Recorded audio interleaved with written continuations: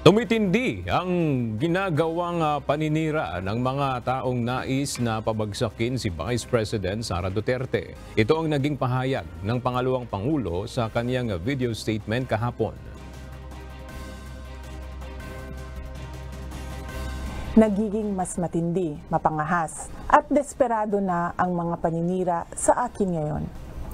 Bahagi ang mga ito ng isang organisadong demolition job na ang layunin ay sirain ang aking integridad at gumawa ng imahe na ako ay isang mamamatay tao, na korap, abusado, taksil at isang warlord.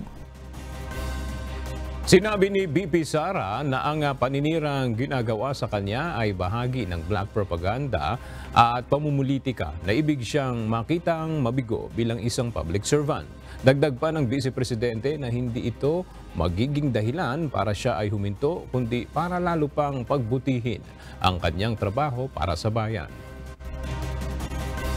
Salamat sa inyong patuloy na suporta sa aking mandato na itaguyod ang pag-angat ng antas ng edukasyon ng ating mga kabataan. Salamat po sa inyong mga dasal.